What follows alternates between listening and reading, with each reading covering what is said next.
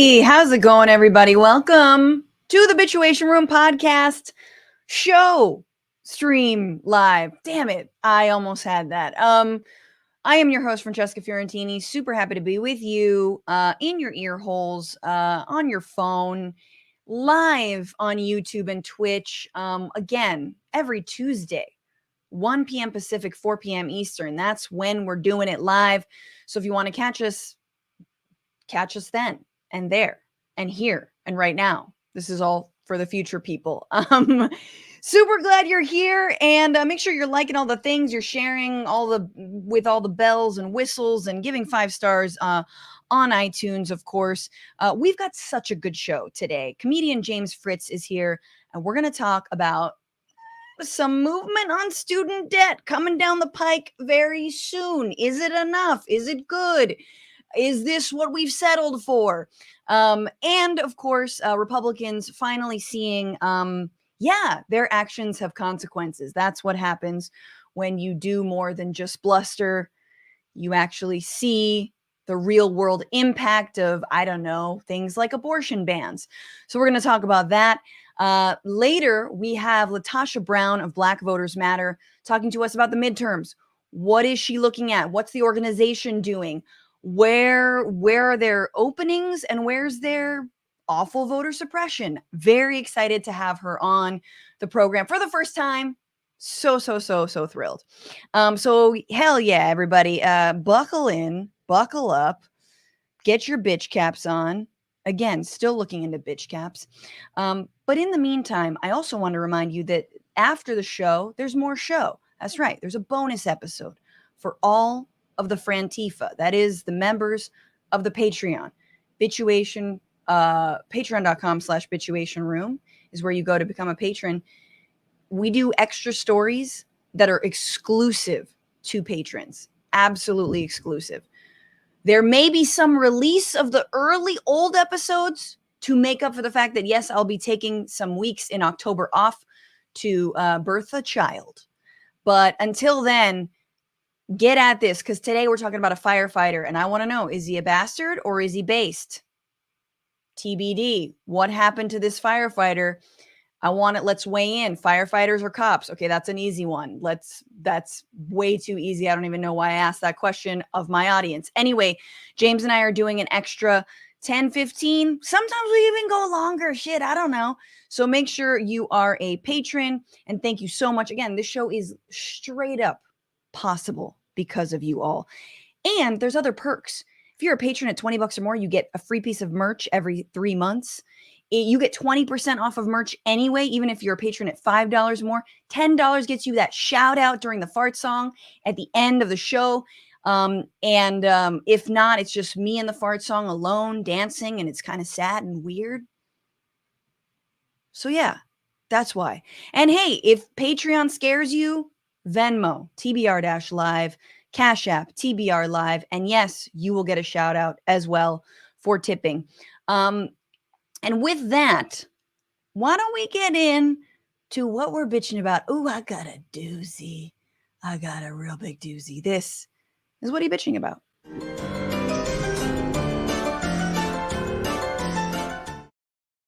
So this is something that's been on my mind for months, a few years now, in fact. There's never a good time to bitch about this because it's sort of persistent on our minds, and we should all be very angry about it ever since the year 2020, which is the Paycheck Protection Loans, the PPP loans. I'm currently forgetting what the third P stands for, but I don't know.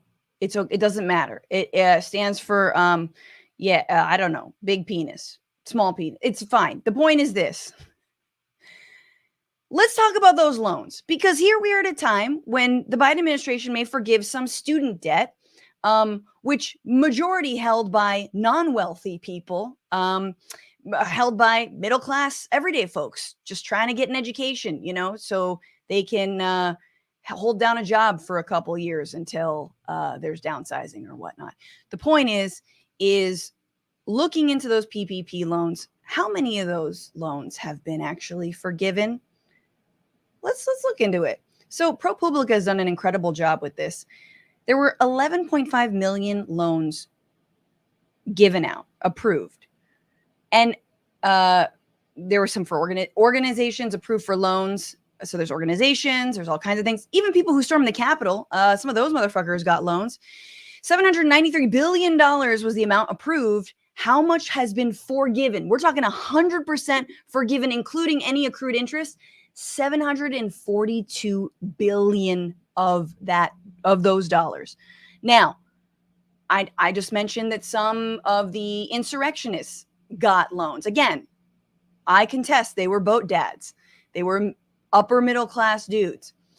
But also, from ProPublica, a lot of celebs, including Kanye West, Jay-Z, P. Diddy, Paul Pelosi, less of a celeb, but we'll fudge it. Jared Kushner, less of a celeb.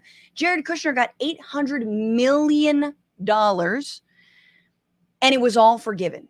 Now, Kanye West and Jay-Z got more, $2 billion for Kanye, $1.3 billion for Jay-Z. Unknown if it's been forgiven. But given the way everything else is going, Khloe Kardashian, $60 million, forgiven. Yeah, we all know where she put that, into her face and lipo. And I guess you can look, if you're insuring your body like all these people are, you could make an argument that you're a small business. Can I make the argument that I'm a small business gestating another life? No, unfortunately not. Women and uteruses cannot incorporate yet, even though we should be able to. Tom Brady, $150 million, all forgiven. Reese Witherspoon, $400 million. What the fuck you need that money for, Reese? Huh? All forgiven. So here is all this debt that we just passed out willy-nilly. And the reason we know this, the low estimates are that $76 billion of that total, of all the billions that were handed out, 76 billion were fraudulent. And that's low. That's 15% of the claims. And the reason we know that is because many millions of borrowers inflated their numbers of employees, created companies out of whole cloth, and lenders did very little to verify the applications, prosecutors and experts say, in part because Congress required the Small Business Administration, or SBA, which ran the program, to issue explicit guidance that in the interest of getting at the money out fast, lenders will be held harmless for borrowers' failure to comply with program criteria. In other words, if you fudge shit, it doesn't matter. So this is how it happened, right? Just to give you a sense, one California couple was convicted of stealing $18 million, with which they bought 3 houses, diamonds, gold coins, luxury watches, et cetera, et cetera, et cetera. Oh, they cut off their ankle bracelets and fled the country. They have been, in fact, sentenced to prison time.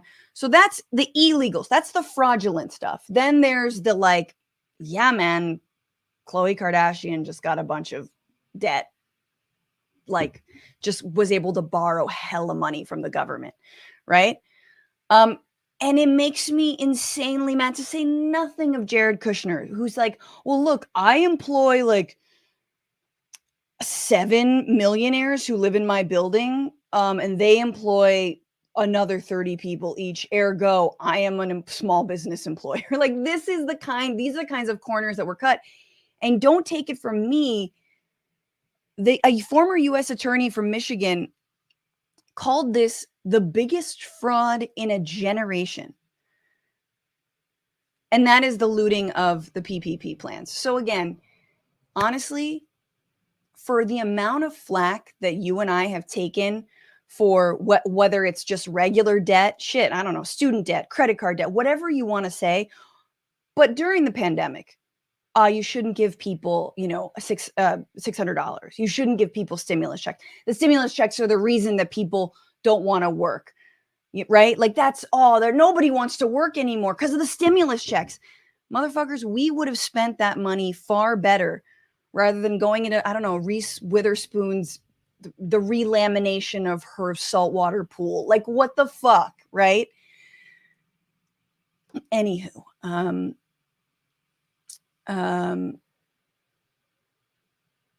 I'm being corrected now, saying that I'm not saying the net worth, not amount forgiven. I don't know. Chat, I don't understand this shit. This is the stuff that was forgiven. That's how much they took the loan out for, and that's how much was forgiven. So they didn't have to actually pay it back, right?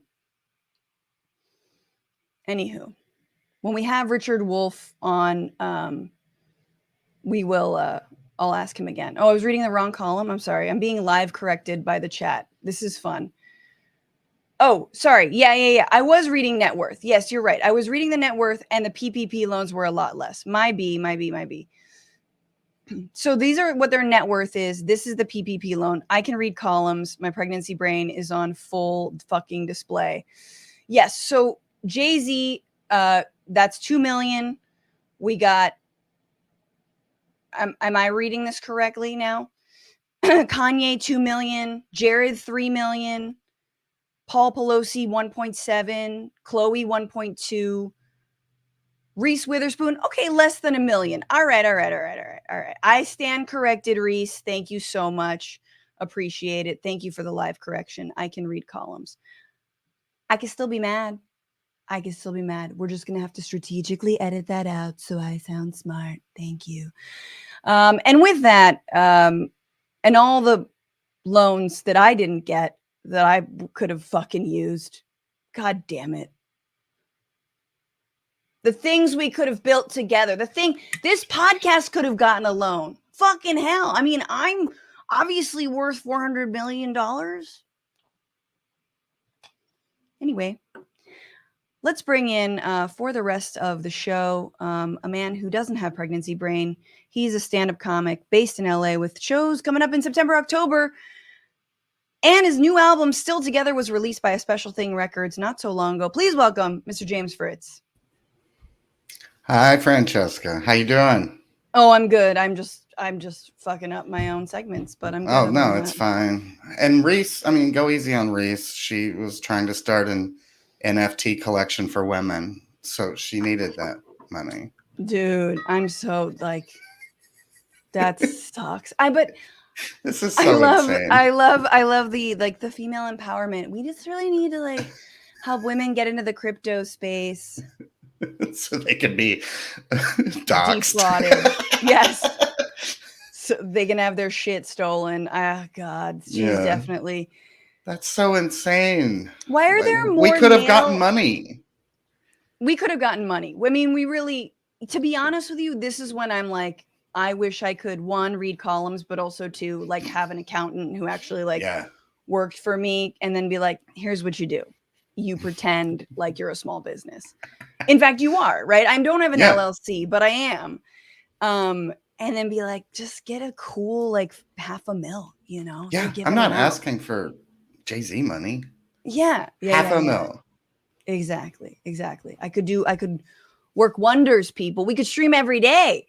Can you imagine? I just have more money, and then I'm like, then I want to stream more. No days off. Actually, that would be fun. You actually sink it all into the podcast. Oh, God. She's like, she actually used her PP loan for what it was for. Yeah, that's why is she working? Most people just went to Mexico. Calm down. James, what are you bitching about this Tuesday? Oh, God. Well, this loan shit is insane. I'm lucky. Like, I just hate the whole debate about I paid mine or blah, blah, blah. Or like, my favorite is when like you'll see someone reply like, my child was in debt and she went to the military and I'm like, okay, so we have to join the military if we want to not be in debt. That's a dark country.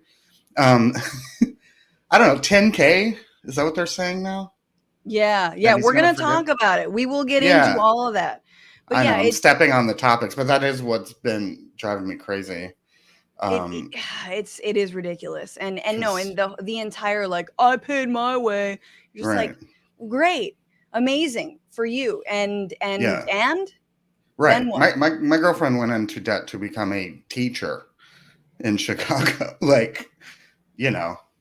as they're like stripping away all the qualifications. Now it's like, oh, that degree is no longer. I mean, I know you don't need it. Different. Again, just have now the it's like, military teach it. Exactly. Are you a vet? Yeah, let's just put undiagnosed people with PTSD in schools with guns and no teaching background. This is going to go great. Yeah, both my parents were teachers for a little bit, and despite that, I still like teachers, you know. And it's just the abuse teachers have gotten. It's better than having therapists as parents, I think. If I were to choose one, teachers all the way. Although, did you ever sit in their classes and be like, no, my mother actually was halfway there. She was a guidance counselor when I was really little.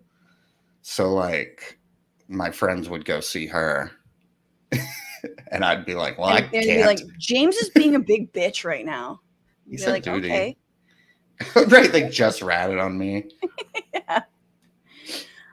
So anything else that's got your goat before we get into the week? Just the usual, just the dire state of comedy. It's a dead art form. I hate it right now. It's the worst it's ever been in the history of the country. Can you say why stand-up has been the worst it's ever been? Just ask a normal person who their favorite stand-ups are right now, and you'll want to kill yourself. Joe Rogan. Yeah. People who they can't even name like a joke they did. It's just like, okay, this is also, this is going to sound elitist, but I'm Kentucky trash. I can't be elitist, but like what? I think it's a bad sign for a society to have MMA fighters being our thought leaders. There's going to be a lot of this. People who have taken a lot of shots to the brain, giving advice on how we should build a society. I mean, if Herschel Walker wins, it's like, well, they're on to something. Right. They've got it. No, I do think, however, as much as I judge like the MMA fighters, I do, and like anyone, ball players and things like this, and people again who've got like CTE, I do feel like people who are in recovery, like people who were addicts, are like incredible thinkers. I don't know what it is. I am also married to one, and maybe I'm biased, but I'm like, until he went cray, I thought Russell Brand was actually really smart. Does that say more about me? I don't think he's funny. I don't think he's a good comic. The accent fools us. But he has like there's a lucidity that I think former addicts and people in recovery have that I'm like, man, I wish I had that. It's like no filter and no fucks that I kind of respect. Well, they've hit the bottom, so now they're thinking clearly. Right. They know they don't want anything in their body, including, the Pfizer vaccine from Soros. Jesus. I'm thinking more like Brendan Schaub, his career, people, or that new guy who just got banned from everything because he was apparently 10-year-old boys were learning that women should be in the kitchen from him. He was like an kickboxer. I'm like, I grew up in the golden age of like heavyweight boxers, and we weren't going to like Buster Douglas for advice on how to save our failing school systems and shit. It's just, I love them, but they don't need to be thought leaders. Come on. That's Andrew Tate, who I was like, I was like, who the fuck is Andrew Tate? Don't make me look him up. And then I had to look him up and see his like douchey, shaved head and glasses, and learn that yes, he was like teaching pickup artistry for 7-year-olds. Yeah, and they all drink like mud milk and shit, and like just like it's just such a dumb culture, man. We are living. I mean, it is the grift of the internet knows no bounds, and it's gotten really, really bad lately to the point where I'm like, I'll just watch regular commercials. Like, I'll watch a commercial for Dutch Glow on CNN.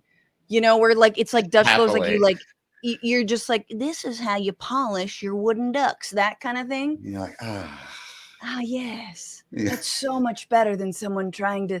It's every pre-roll ad. I'm sorry, we got to move on, but like every pre-roll out ad is like, after downloading this app, I'm making $100,000 in 3 months, and you're like, This is so sad. We live in the saddest fucking time to be alive.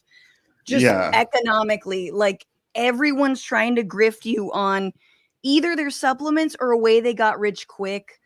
And right. Anyway. Or like, we have to stop grooming. We have to stop groomers. Here's brought to you by Manscaped. It's like, All right, well, let's get into everything that's happened this week. Oh my God, so much. We're sort of in the middle of it. This is the week where Dennis Rodman offered to negotiate a release for Brittany Griner. Again, maybe basketball players. Now, him I listen to, yeah. Yeah, I mean, obviously, Dennis is, is Lord. He says he's got permission to go, and he's, quote, going to help that girl. And knowing how long he usually commits to women, he'll be there for exactly 9 days and be drunk the entire time. And that is a Carmen Electra marriage throwback joke that I want everyone to remember. Just days after saying he was a Ron DeSantis guy, conspiracy theorist Alex Jones is now saying he didn't mean it, and he's now begging Trump to call him. And this is like a love triangle that makes the Twilight series seem adult. All right. And the only difference between this and that is that everyone here is a bloodsucker. That is true.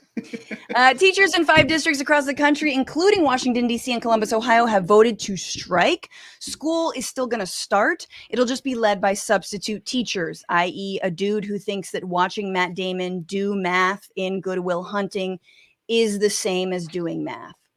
So we're just going to put this on, kids. He never went to college, you see? You just go to the army like me.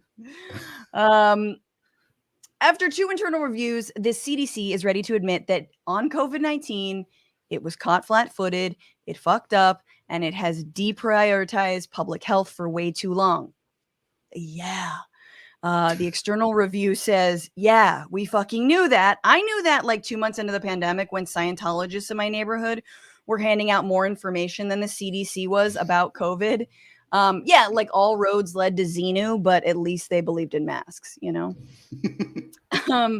And finally, we're learning more and more about the documents that Trump, specifically the number of documents that Trump took from the National Archives, the White House, estimated at now 700. For context, former intelligence specialist Reality Winner stole 1 document and got 5 years of prison. So if you're going to do the math and apply justice equally, that is Trump in jail for the rest of his life, plus all of his haunting years, plus, I mean, and then some, right? The other realms that he might travel to and other universes that he might. And I mean, this is well into when we will all be underwater and have forgotten the name and never have to hear the name Donald Trump. My name should have been Reality Winner. I was on a reality show, then I won. I'm more of a winner at reality than reality is. Anyway, nobody knows the trouble. Have we heard him sing? I don't think we haven't, but like we haven't. Remember when Obama sang Amazing Grace and everyone was like, pussy wet. But not really. He was let's be real about that. Obama was a little out of key, like a little off key. But he did do the fake. So like he did it. He sold it. He totally sold it. Yeah. What would be Trump's song? Obviously, it's Memories from Cats. It's apparently is one of his favorite songs that they used to play in the White House. So he wouldn't get angry. He's got the weirdest fucking taste. It's just that and YMCA. It's just but it's not the weird unless if you think that his brain begins and ends between like 1985 and like 1989. Like it's the most like he's old, locked in there. Gropey man 80s brain, like, like right there. Yeah. He is Robin Leach, Lifestyles of Rich and Famous. That's like that's it. That is anyway. With for everything else, excuse me, I forgot how to do this. This is the week where.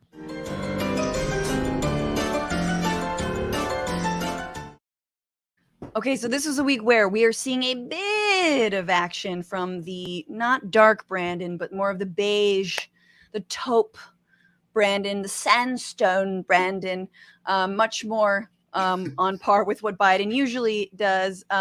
Because at any moment, the White House is announcing that they will be canceling some student debt. So this is Maybe. breaking.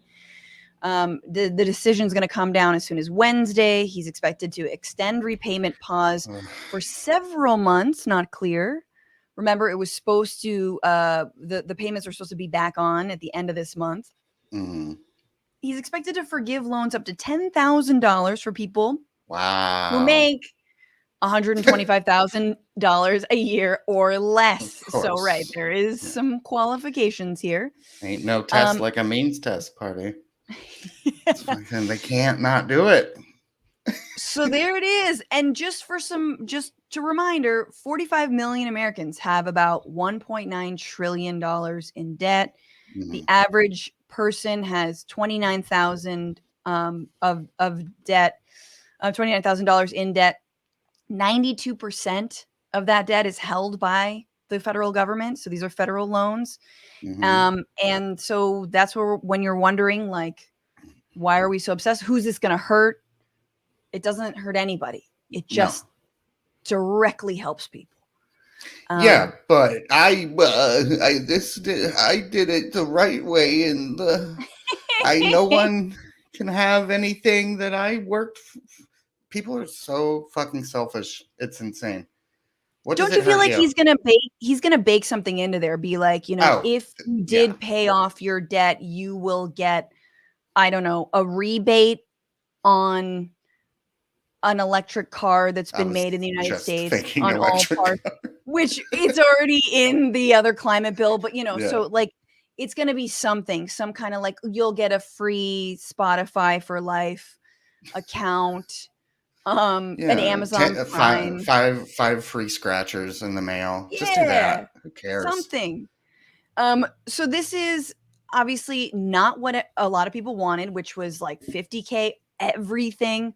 Why not everything? Yeah. I've been seeing folks say, and this is a really good question, which is, look, people are going to be mad at this no matter what. Like the right is going to hate this. They're going to think it's a handout. So why not go big? Like what are you losing by just going bigger? They haven't gone big in our lives. This is what they do. I mean, they were mad that Trump gave out $2,000 and put his name on it. No questions asked. And I'm like, that's the smartest move you can do. Just here. No questions asked. It's like the fucking gas rebate out here in California. Oh, right. Because our gas was like $8 a gallon for like 2 months. And they were like, don't worry, we have a surplus. Everyone's going to get a gas refund, and then nothing for 2 months. And then they're like, okay, it's coming in October, and it's $150 if you make between blah, blah, blah, blah, blah. It's $125. And I'm like, they can't help themselves from technocratic finger fucking everything. And it's like middle management. It's like in the entertainment industry. It's like, producers have to make a suggestion, even if the idea is fine, to feel their job exists for a reason. Yes. And I think that's what this is. It's just exactly the bureaucracy being bureaucracy. Like, yes, everyone's got to put their hand in it. Everyone's got to put their little, Right. And we're spending all this money to find a way we can save like a nickel by hurting people. I don't know why they don't just freeze or get rid of forgive all the interest. Yes. That would make a lot of sense to me. And knowing that people are locked into incredibly terrible sort of interest rate schemes. These are not. You'll never pay it off. No. Yeah. No, you're absolutely right. Like readjusting that, or like giving like a flat low interest rate.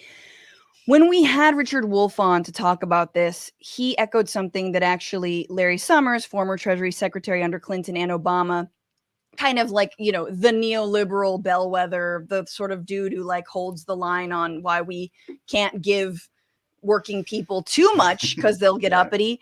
Like he's saying the same thing that I was asking Richard Wolff, which was basically like, will this affect inflation? Because, the Biden administration is so fucking worried about too much money circulating once again, because the boot has been minimally lifted from our necks because of things, like the small stimulus checks. And people are refusing to work for peanuts. And there is more money in the economy. Exactly. And you can't have that. And instead of asking industry to like, hey, man, why don't we like control inflation a different way by doing some kind of price controlling or whatnot? It's like, no. We need to hurt the working people first and foremost. And that's probably why you don't want more than $10,000, per person, because that's too much money circulating. That's too much freedom for people. But no caps on oil profits during none at all. No, they pull that number out of thin air. Yeah, Joe Biden has to go out there and beg for them to please be nice and lower their prices. And I just want to also remind everybody that borrowers between 25 and 34 carry $500 billion in federal student loan debt. Majority of those people have between 10 and 40,000.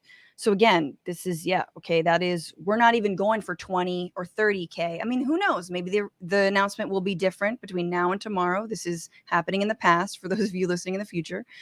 Probably not though.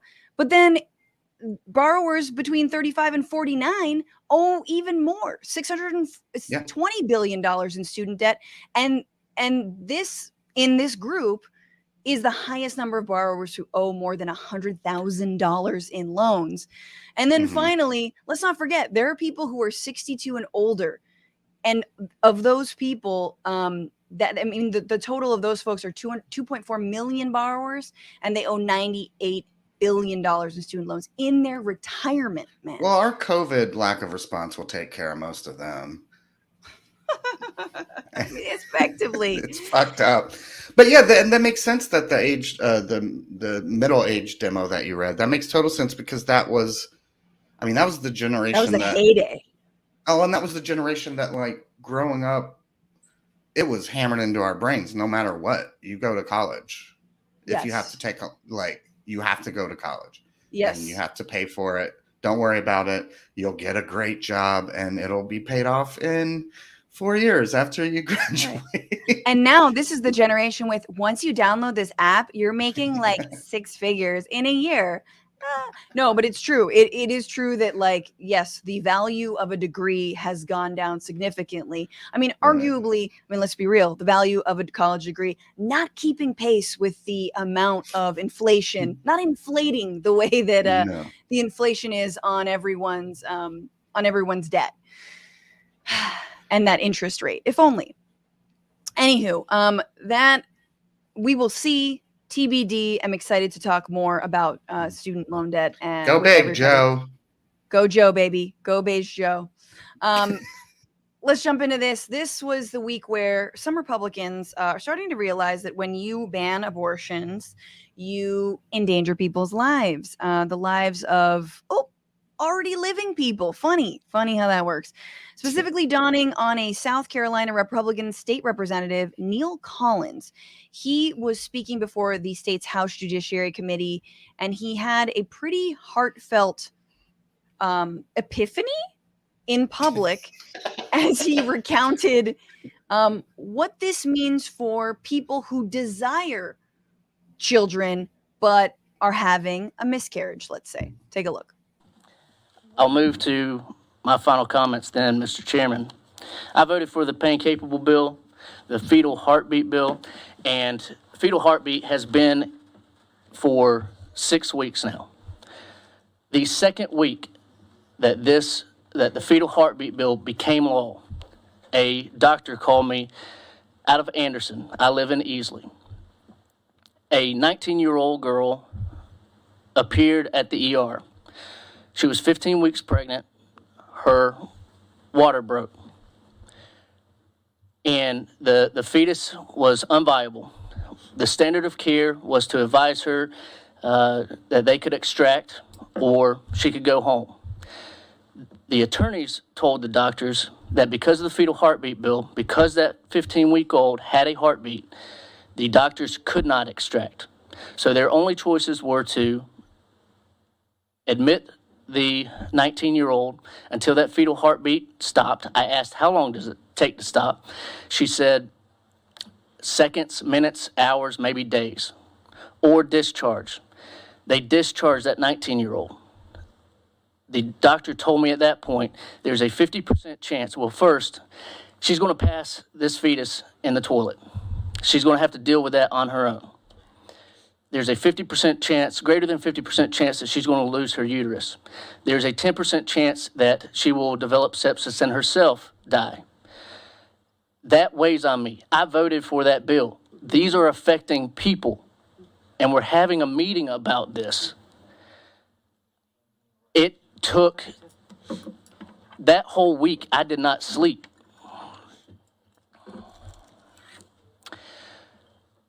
I followed up with the doctor a week later. She had heard nothing, did not know about the 19-year-old. Thank God I followed up 2 weeks later. She did return to the ER. They did extract the now non-beating fetus. What we do matters. Thank you, Representative Collins. 1 second, Mr. Chairman. I'm almost finished. Out of respect for the process, I'm not voting today. But I want it to be clear that myself and many others are not in a position to vote for this bill without significant changes to the bill. And As Representative Newton said, if we pass this out as favorable, you'll have an opportunity on the House floor. So there he is, rethinking, I think, that initial vote to ban all abortions when there is a fetal heartbeat detected. Which is not a real thing. Right, which is, I mean, like electrical activity. Right. Happens first. Is that a heartbeat? I don't know. Do people know they're pregnant by 6 weeks? No. Yeah. Mostly, absolutely not. When I voted for this bill, I thought God sent the stork and these children brains. I thought God performed the D&E and was able to extract that fetal tissue through his heavenly ways. And I'm realizing that is not the case. I mean, and it's just like, it's amazing to me. And, all due to, to my guest and all the cis men out there. But it's fun to see a man who's unable to bear life have it sort of dawn on him, like, oh, empathy, bro. Like, just like having that, like, passing a fetus alone in a toilet. God, that would really suck. 50% chance of losing your uterus and your ability to then have a kid. That would really suck. 5% chance or 10% chance, what was it, of sepsis and dying. I mean, and it's like, it's very much, again, the right-wing way, which is it's not real until it impacts me or until someone straight up calls me on the phone and tells it to me. It's like Republicans with like women's rights are like how I am with sports. Like I need someone to explain to me like why I should give a shit about this sport, or like, yeah, I mean, this team's been down. This is actually the first time that they've been, in the playoffs in like, 60 years. And I'm like, whoa, hell yeah, I'm in it, like, wow. That's like what Republicans do. Yeah, it's I struggle to have sympathy for this crocodile tear man, to be honest. Most of his voting record is atrocious. He posted some tweet like a couple days ago of him and his wife with their new kid, and he's like he's babysitting tonight, and I'm like, you tone deaf motherfucker. Like, yeah. But yeah, everyone said this would happen. Yeah. Everyone said it would happen. This is the most predictable thing in the world. And now it is. And now that there's a human face and attached to the broodmare for you, it's now it affects you. Do you know what I mean? Like, women are just like a theoretical thing to them that make babies, except for their wife or their daughter. Exactly. And apparently right now there's an injunction on that 6-week abortion ban in South Carolina, but that is only temporary, and who knows what will happen. And he's one guy, and you can only imagine with the state legislature, the way it is tilted, what's going to be happening. But again, plancpills.org, you can still get them. You can still have them sent to you. Just don't talk about it on Facebook Messenger, please. Encrypt all of your shit, everybody, and protect yourself. But yeah, I think it is important to amplify these stories though every time, because there's way more horrific ones than this that have already happened. Exactly. And people need to realize that this is the reality of your religious fanaticism. This is the reality of it. Absolutely. And I think a lot of people, they're not willing to go there. Like, I think, they love God. They want to use it to get votes. But when it comes to fanaticism, the only person who I'm sure believes in this stuff is like Amy Coney Barrett. Like, that bitch is absolutely crazy. 100%. Yes. She's like, bleed out. That's what God wants. Go into sepsis, lose your uterus. That's what God wants. Everyone else is just kind of play acting. I mean, many of them are play acting. And now they're seeing, oh shit, my loving God probably would not want me to do this. Yeah. Anywho, we have to move on because we have such a wonderful guest coming into the room where we bitchuate. Award-winning organizer, philanthropic consultant, political strategist, and jazz singer. There we go. She can tell us whether she thought Obama was a little bit off or not. She's the co-founder of Black Voters Matter Fund, a Southern-based organization with a mission to increase power in our communities. Please welcome Latasha Brown. Hi, Latasha. How are y'all doing? So good now that you're here. I mean, good to see you. Good before with James. The point is great. Doing good. I was enjoying the conversation, the previous conversation. I was like, yeah, and another thing, and another thing. I mean, we could start there, right?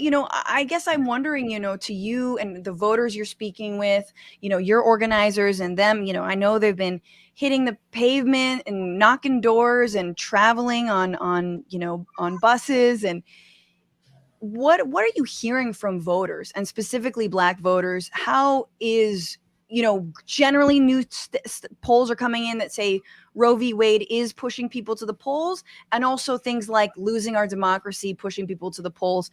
Is that similar to what you're hearing, or where is the most excitement coming from? No, that is similar to what I'm hearing, but I'm also hearing I don't know if this was from the gas prices, whether this is inflation. Everybody wants to know where my money at. Like, everybody wants to understand how they can get some relief. It has been a challenge. I mean, I think even when we saw the Great Resignation, where people who are not going back to work, they was like, well, we got all these jobs. No, what you have is you got a whole bunch of underpaying jobs that people have decided that they're not going to continue to be exploited. How can a multi-billion-dollar company like an Amazon, who I order something from, I'm a hypocrite because I do like my Amazon orders, but and McDonald's and all these corporations making billions and billions of dollars, pay their leadership millions and millions of dollars, and then want people to come to work for a gallon of gas? Because that's what folks were saying. They were like, I had talked to a woman, and she said, I can't afford, y'all can hear my grandbaby was like, I don't really care that you're on an interview right now. I just got to school. And we're a kid-friendly podcast. Okay. Last week we had Mateen's daughter, very adorably, came on the show. So so I'll watch my language. He may make a grand appearance at some point. But anyway, the bottom line is we really have to recognize that we got to right-size things. That is not just what's happening in this moment. We're looking at it like, that's why I am as much as I can bring concerns and critiques on this administration. Oftentimes the people who are hit are the people who at least are doing something. And so I say that while, you know, like you all, I'm like, now on one hand, I'm like, you know, we don't be talking about limits when it comes to bailing banks out. Right. And bailing the housing market out and investors out. Like that's not, they just get these big checks and we don't hear from them anymore. And they be like, okay, we feel better now. Right. And we don't hear from them anymore. But then, you know, when we're looking at specifically people now, all of a sudden folks got a problem. Like I have two things to say. Shut up. Like just be quiet.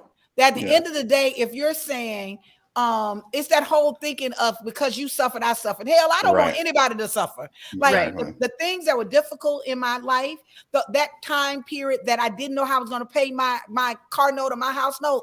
I don't want a human being to ever feel that. Right. Yes. That moment that I didn't know if I would have insurance to really be able to take care of the health needs of me and my son. Why would I want somebody to experience that? Because now I can afford that. Right. So the bottom line is I want them to give people money. Why would I want you to give McDonald's some money? Right. And Wells Fargo and Bank of America crooks like some money, but I don't want other people. I think part of that doesn't just come from people. Part of that actually comes, we're fed that. We are fed this idea that corporations are a bigger contributor and to this economy and that people only drag it down. And so I say that because on one hand, I am like I have this question around just clear all the damn debt. What's the issue with that? You know, the other issue is I'm also not seeing this as an opportunity to drag the president, the only president that we have had that has even had the audacity to actually say, I'm going to cancel student loan debt, to even make moves. Yeah. To even make moves in that way. And I'm raising that because I think we have to balance. And I think both things can be true. Both things can be true that he is actually addressing something that we want. And both things, and it can also be true that you need to do more. Right. Both of those things we can hold and do true and be true. But I do think we're in this environment that's like this zero-sum game. If you don't do everything that I want you to do, I'm going to cancel you out. Right. That's not what my belief is. My belief is I'm gonna hold you accountable. I'm gonna call it out just as you all are doing on this show. Right. Yes, we need to talk about it and then call it out. But I also think we have to be politically sophisticated enough to be able to recognize that there are crazy people right now that are trying to take over this nation. Oh, yeah. Yes, that the other side is absolutely completely batshit.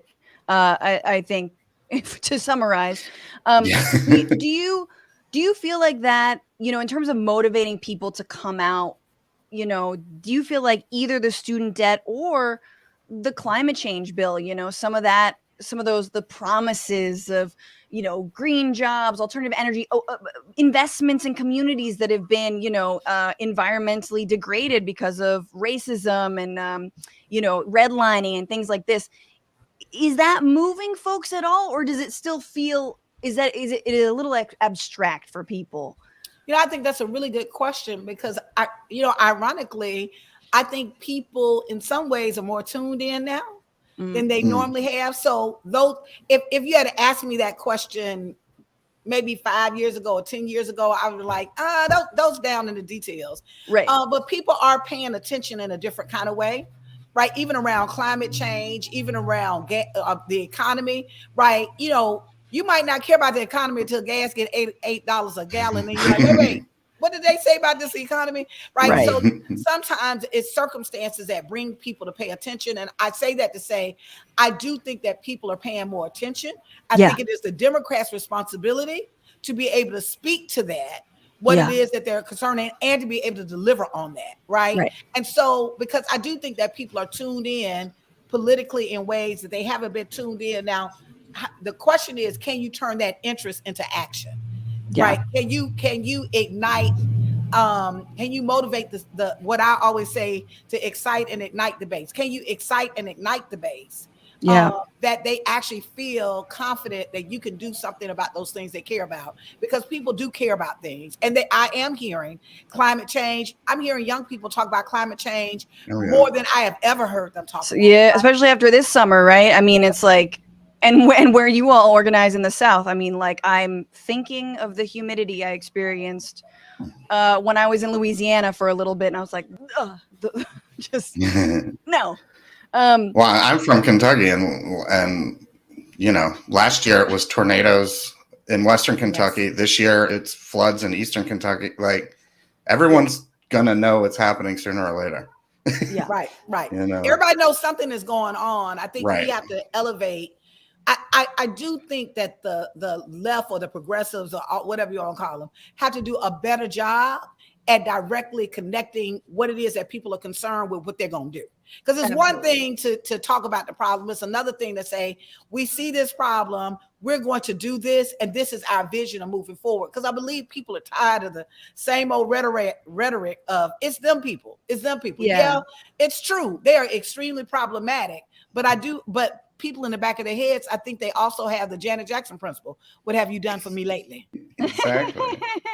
So tell me about how Black Voters Matter is going into this midterms. I mean, we're well into the cycle, obviously, but headed into November, what states are you working the most in? What are you excited by? And then on the flip side, what scares you and frightens you going into November? That's a huge question, but it is. I think I want to start with the reverse if I can. If I can stand with, what frightens me about going into the midterms election is that we're in a political era of the wild, wild west for one party.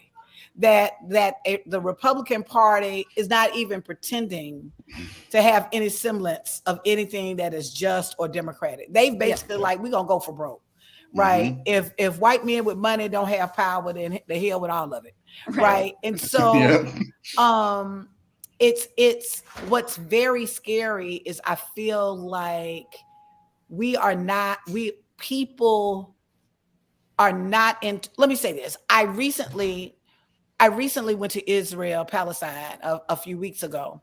Oh, wow. And I was at the museum. And at the museum, what I didn't know is I didn't realize, and I've read the story I'm familiar with the history of the Holocaust, read many, many books on it. For some reason, it completely escaped me that Hitler had given every person a car. That I knew that he had given them some information. And I knew that he had given, the Germans, he had given a radio, right? But he had actually given every family a Volkswagen. I didn't know that, right? And after that, he literally was able to lead a country to hell, essentially, right? And lead to the murder of millions of innocent people. And a country that for the most part, had been diverse, right? People were living in neighborhoods and living among each other. All of a sudden, almost like it seemed like it was overnight, just turned on an entire group of people who had been their doctors, their lawyers, their neighbors, their teachers, their daycare workers, and that led to that. I'm raising that because I think in the U.S.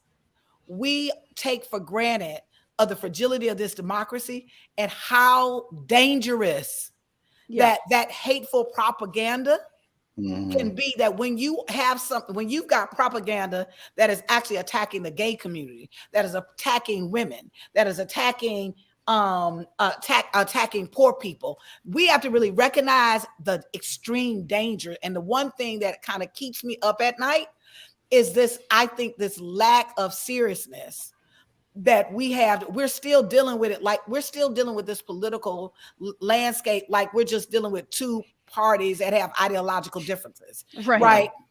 And that's extremely dangerous to me, that we should be really dealing with that. There is a rogue party that does not have any value system or commitment to preserving and upholding democracy.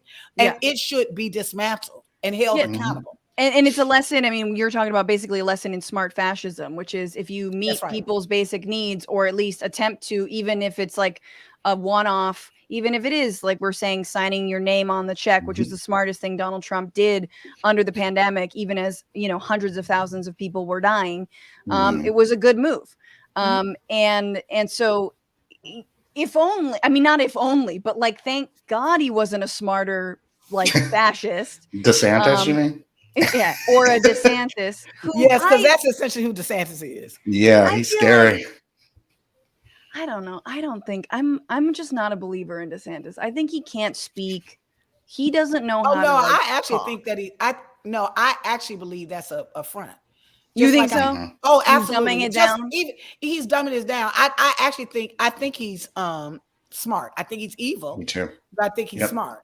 Me too. I think that I mean even Trump. When is let's say pre-Trump running into going to office?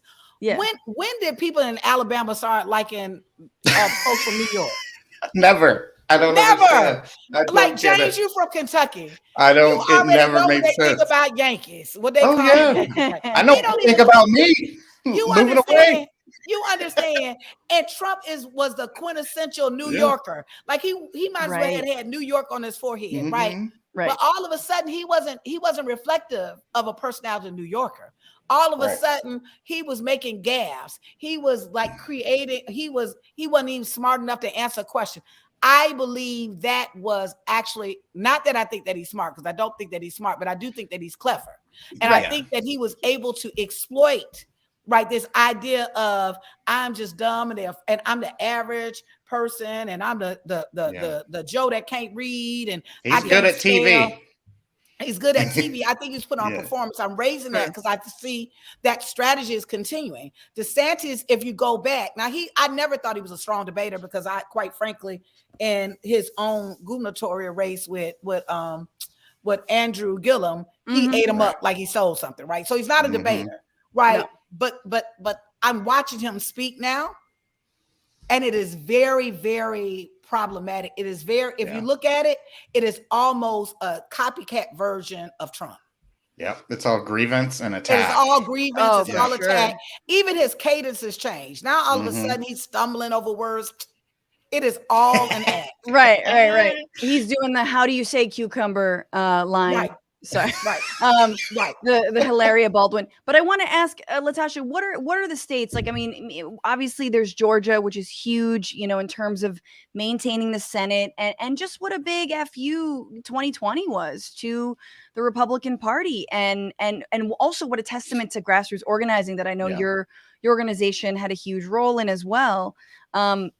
Which states are you looking at? Which states Okay. sort of, are you all zeroed in on? You did ask me this, Francesca, and I went all around the world and back. You're with the piece. So fine. we're gonna get back to it.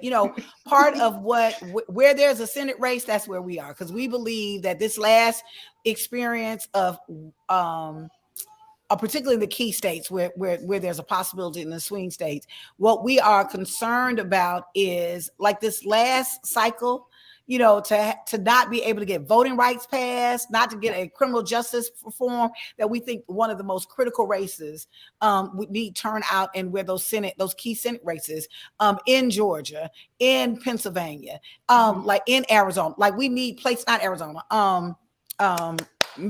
Missouri, Oh yeah. Wisconsin, Yeah. Okay. Yeah. and so I'm raising that because I think that, I mean, that's part of what's going to drive a lot of the energy to work where the races are happening. But we'll also be in the South, that we believe that the South has been a stronghold for backwards conservatism for much too long. And Yep. so we're going to be in all of the states in the South as our base, which is our base. And that goes, the way we define the South is from North Carolina, all the way down over to Texas, up to West Virginia, Arkansas, all those states. So that's where we'll be working.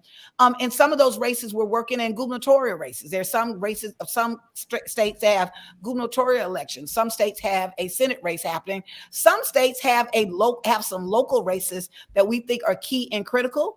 And so for us, we're not an organization that's just focusing on the electoral process. We're looking at power. What is the interventions to help communities have power? And some of the things that we're doing, our model is that we are a capacity building organization. And so what we do is we find groups, grassroots organizations in different states. A prime example would be Georgia. Like in Georgia, we're working with over 50 organizations that are located throughout Georgia. We resource them, we support, support them as a thought leader, a thought partner around projects. We gird them up, and we work almost like Like if a candidate had a coordinated campaign, we're a social justice focused coordinated campaign where we're lifting up that work. And so what we think that is going to be really critical is that people are already in a space that they're paying attention. The question is, can we excite and ignite them? Can we actually move them to action? And so we've been working on nonstop.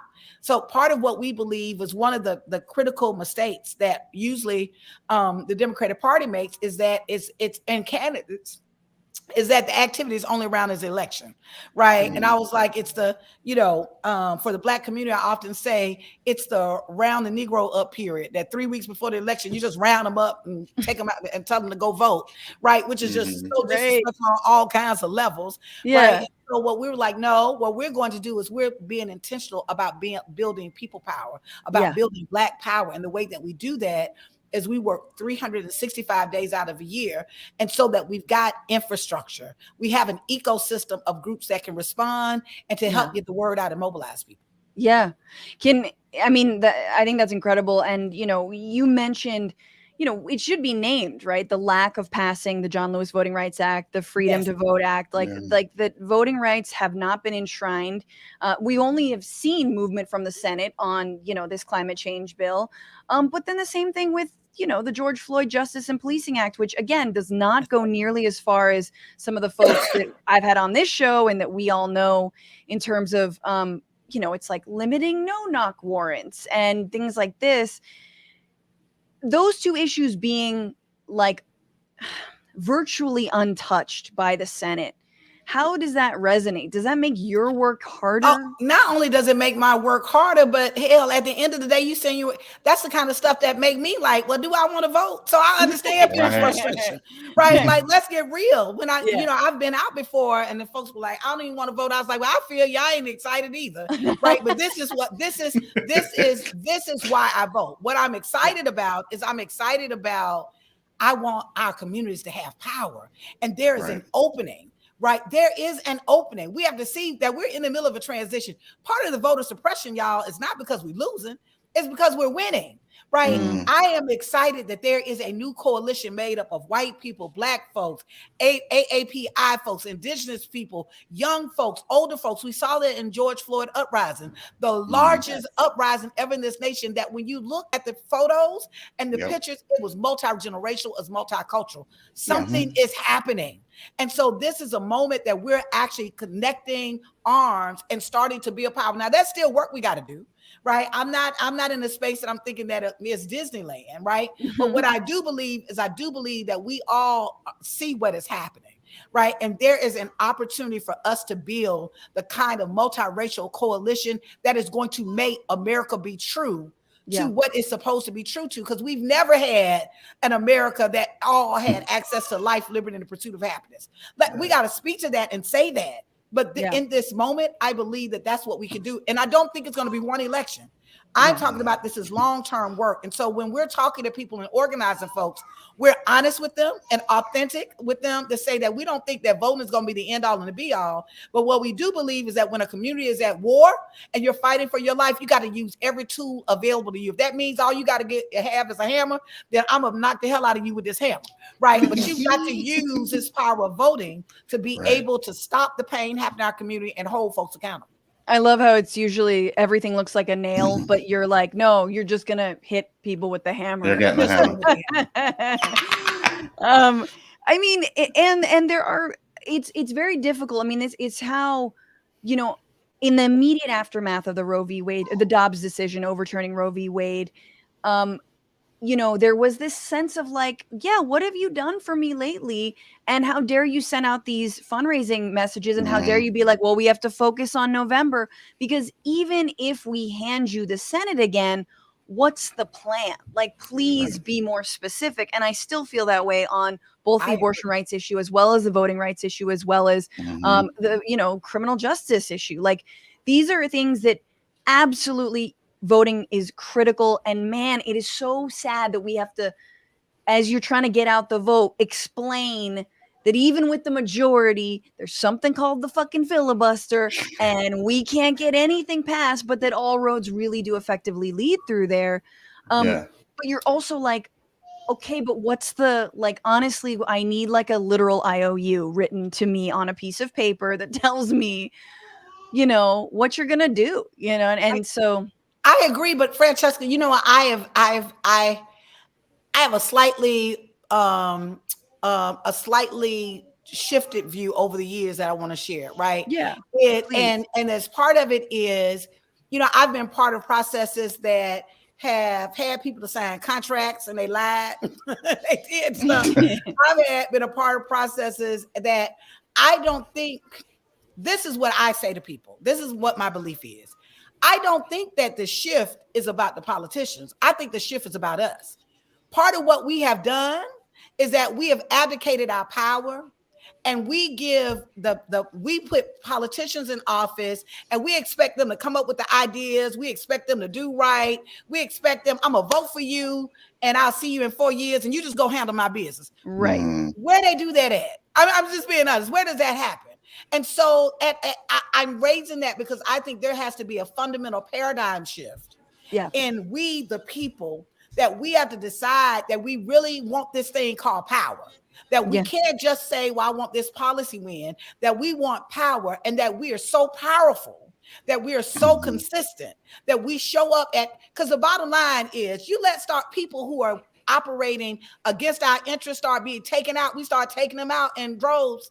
Let me tell you where the country gonna go, right? You're gonna start seeing the reason why the Republicans are that far extreme as they are right now is because there were folks that came in, they were organized. We don't want to go back. I can go back to the Tea Party.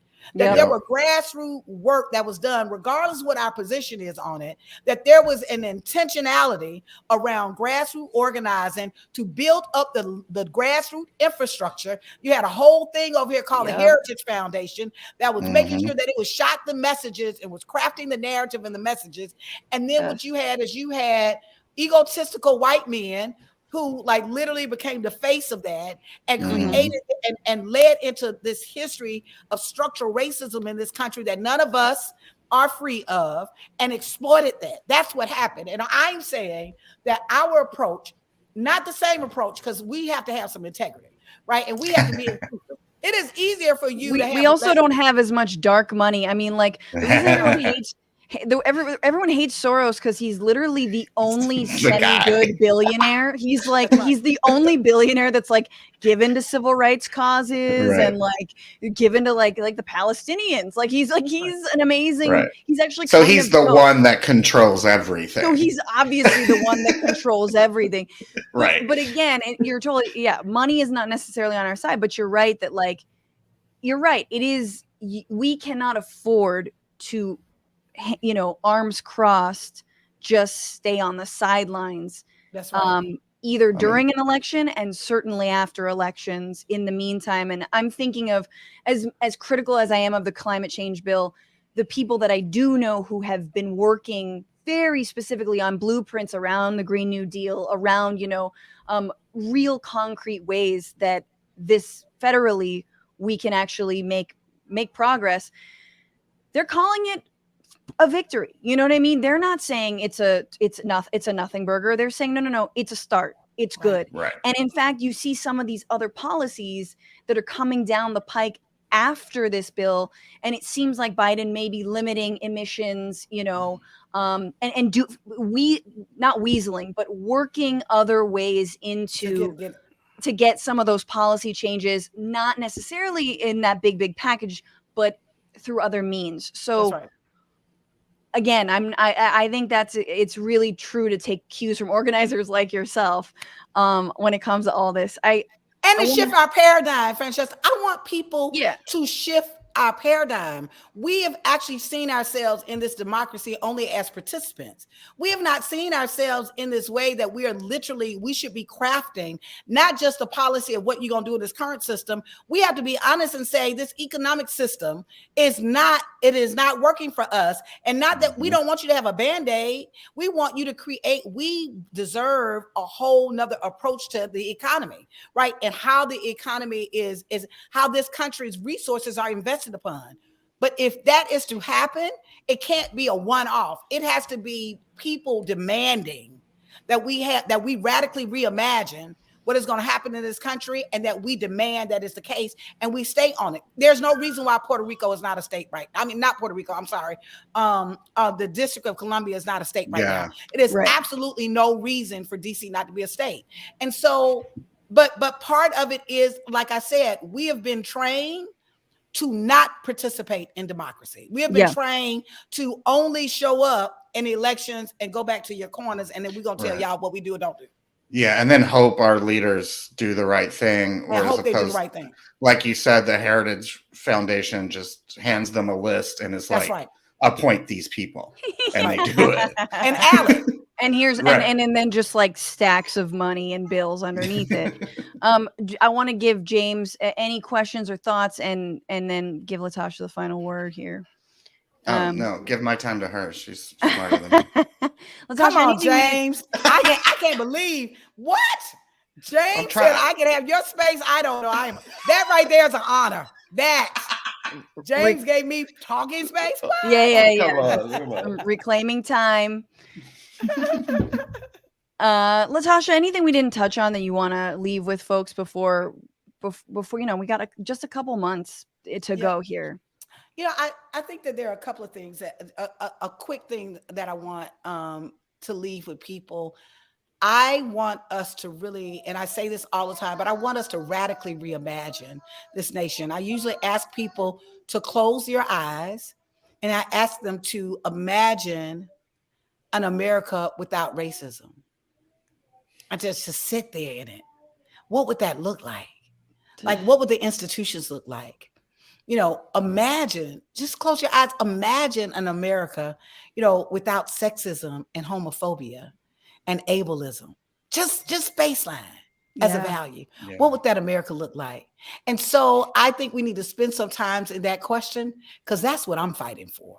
Yeah. That is what I believe in. That's what I'm fighting for. But we've got to take enough time and have the audacity to believe and to dream and to reimagine something that is different, that's more just, that is more fair, that our resources serve the people and not these corporations that are making billions and billions of dollars. If they want to play, then they got to play nicely. Absolutely. Thank you so much, Latasha. And Roller Dragon on YouTube says that is Star Trek. That is what they're imagining. Listen, and he is right. That's awesome. That is Star Trek. That is what Star Trek is. So thank you so much. You all, please check us out. People that are listening, check us out. Go to our website, go to our social media, because we're on this road. We got the blackest bus in America, and we in these streets. So check us out on blackvotersmatterfund.org. blackvotersfund.org. Black Voters Matter Fund. blackvotersmatterfund.org. And Latasha Brown on Twitter at Miss Latasha Brown. Thank you so much for taking the time and for all of your work. And then please come back. And obviously we're all following everything. So thank you for so breaking it down. It was a pleasure to meet you. So good. Okay. And we have one final segment. James. I want everyone to close their eyes and imagine Rand Paul getting beat up by his neighbor on this front lawn. Did that happen? I know there was like some beef. Did he actually get his ass kicked by his neighbor? Oh yeah. Oh, I love that. No one likes him. Oh my God. I love that so much. Do you get in trouble for beating up a senator? Yeah. Yeah, you definitely do. But was it worth it? I mean, if you're in jail and you're like, what are you in for? I beat the shit out of Rand Paul. You'd be like, okay, you fucking, you're getting everyone's best biscuit. I don't know. What's the best part of a prison meal? I'm not sure. I feel like it'd be the biscuit. Yeah, in Kentucky, we make good biscuits. Okay. We have one more segment. I am asking, this is our final segment, our fun segment, supposedly. Look, in the wake of the FBI raid on Mar-a-Lago, all of the Trump family has been sprung into full... it was a raid on all of us. It really was. It was a raid on each and every one of us and our homes and all of our classified documents. And the Trump family has sprung into action, except for Ivanka and Jared. Jared's on a book tour. It's a whole thing. Apparently, he's the mastermind behind Trump's endless winning. Who knew? But specifically, the sons, Eric and Don Jr., have been bending over backwards to prove they are the true successor to Donald Trump and that they love him harder than he will ever love them back. So I want to ask you, James, I want to ask everyone listening, who is your, like, pick your fighter, pick your son. Who is the chosen son?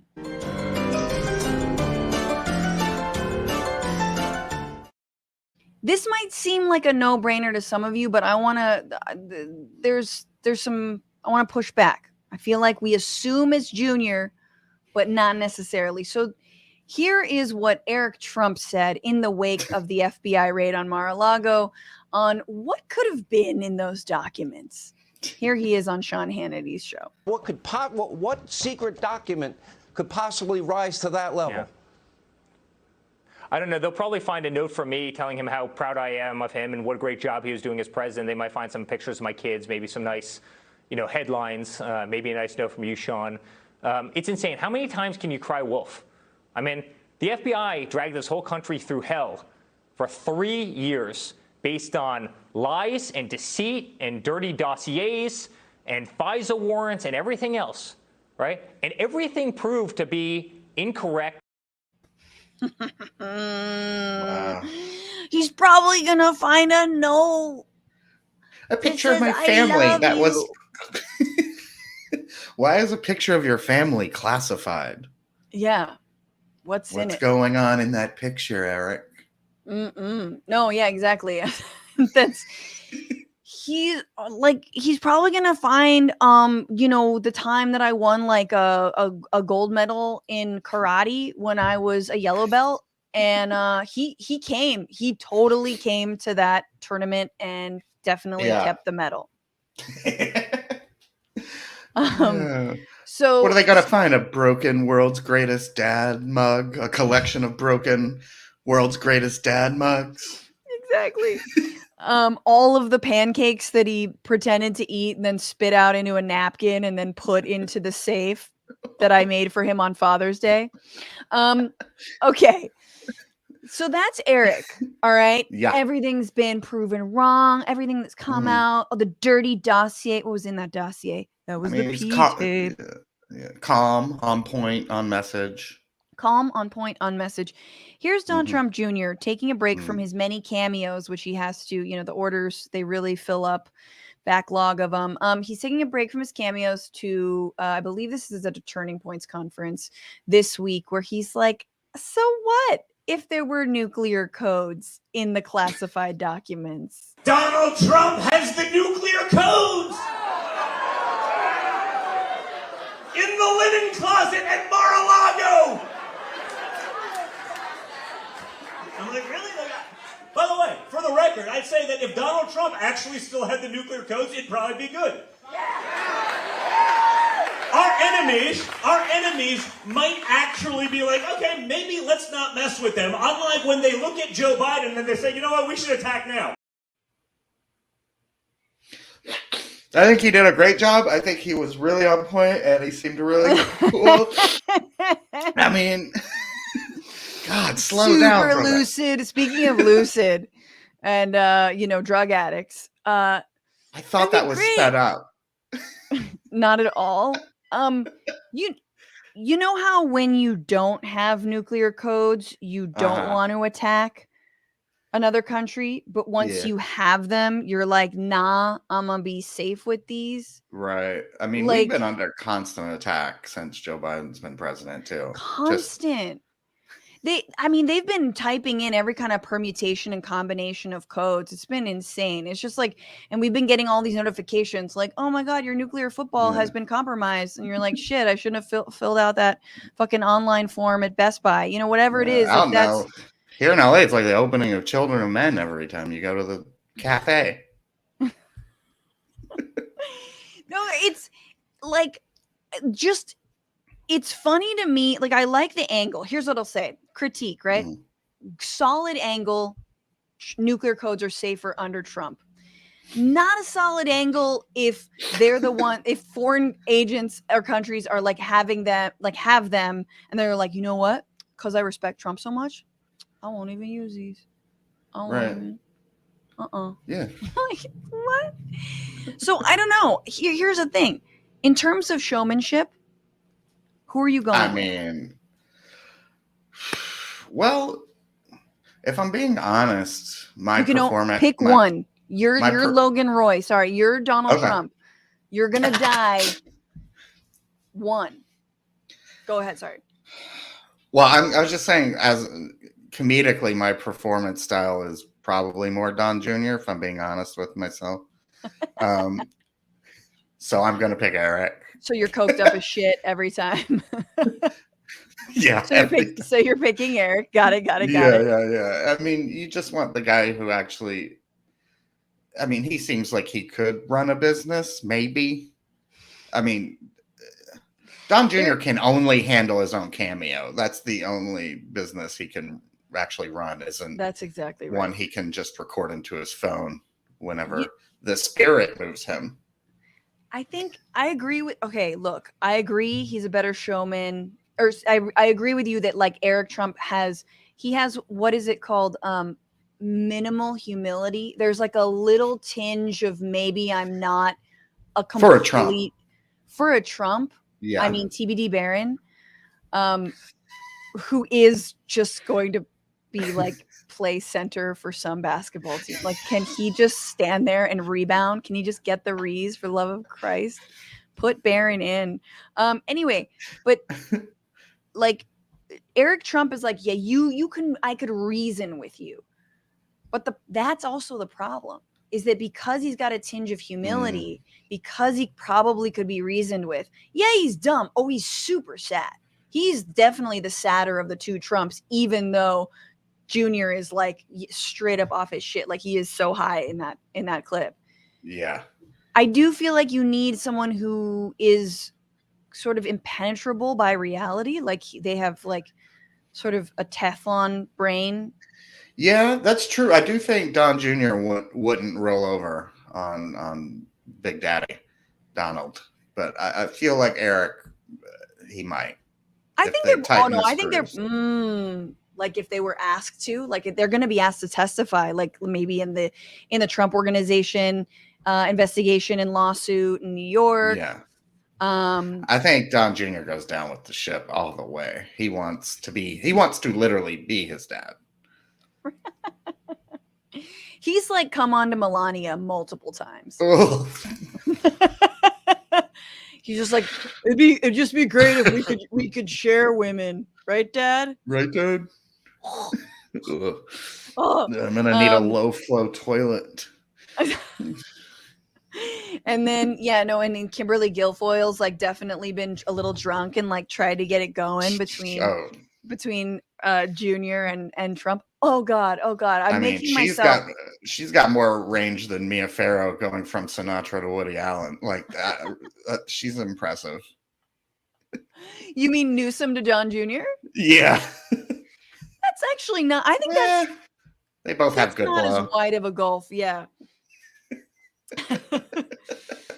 Oh man, Newsom, yes. But anywho, okay, so you're picking Eric and I'm picking Don. Yeah. I wonder what people are picking in the chat.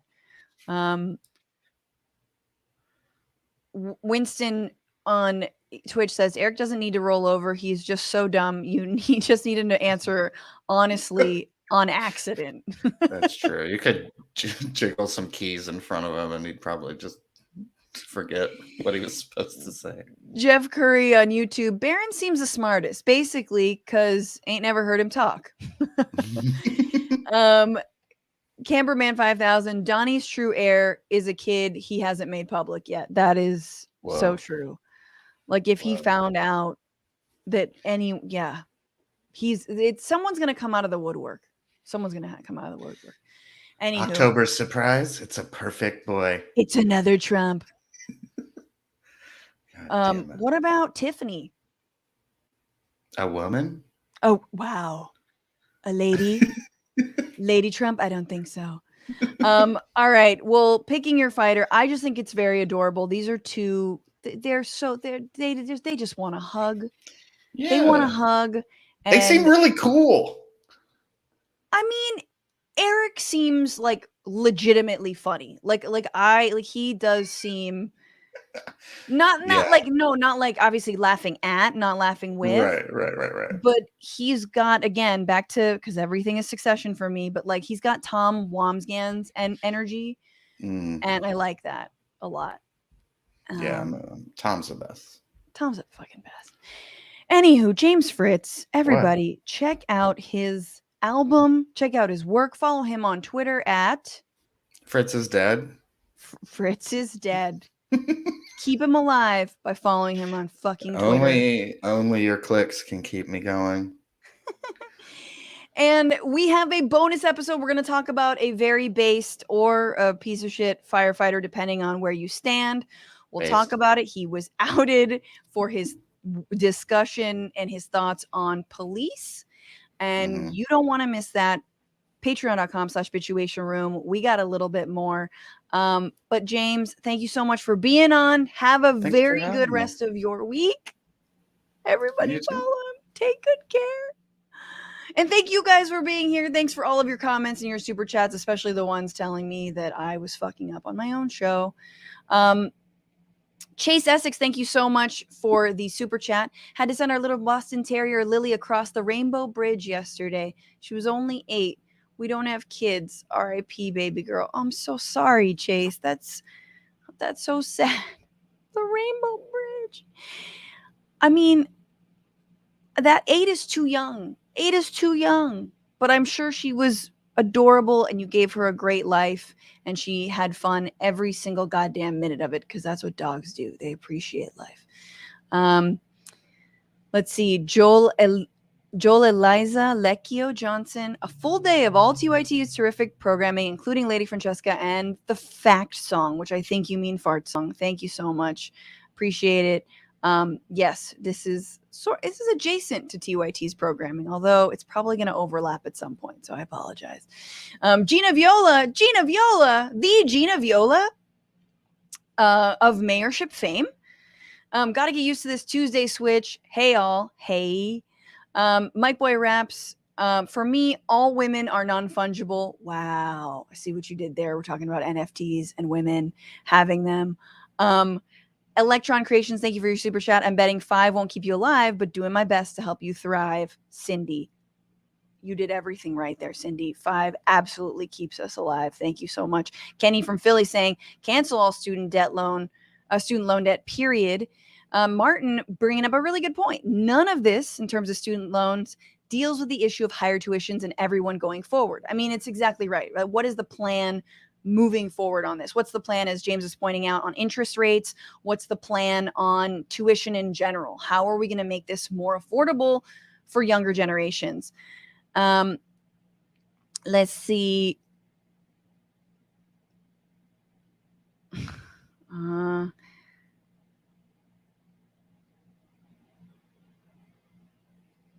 I'm just me on Twitch. My first pregnancy, I was 5 months before I knew.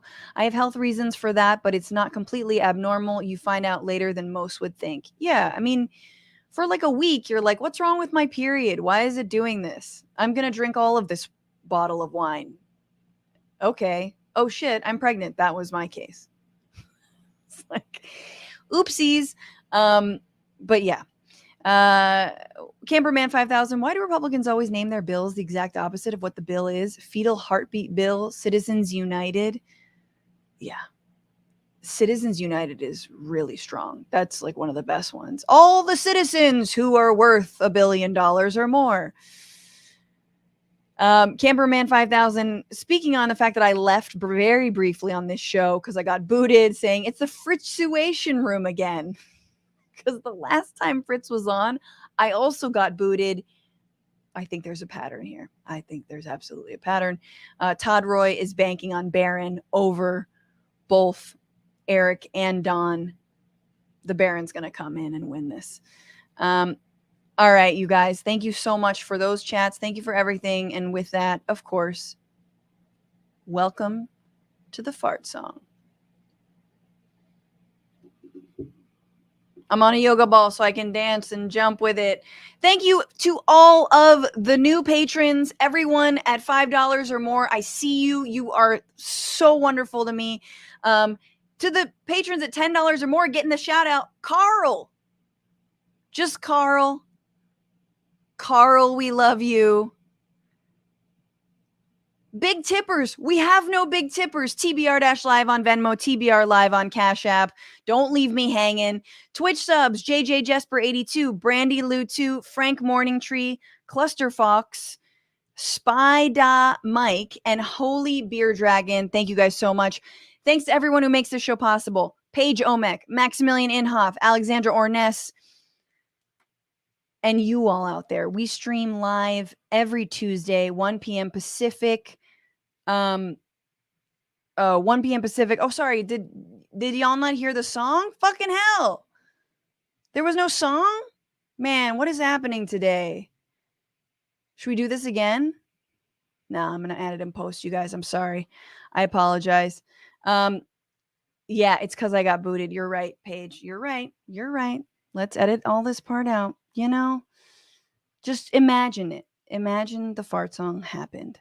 Thank you to everybody, though. We stream Tuesdays, 1 p.m. Pacific, 4 p.m. Eastern on YouTube and Twitch. Follow the show on TikTok and Instagram at FrannyFio, on Twitter at BitchuationPod. Again, you can also get merch, Bitchuationroom.com. We've got tote bags, 2 different kinds of shirts, stickers. It is beautiful over there. And if you like me, I stream every Wednesday for the Twitchuation Room, which is a sister show to this, on TYT's Twitch, twitch.tv/TYT. And remember, fight the power, fuck the patriarchy, and don't just bitch about it. Be about it. Bye.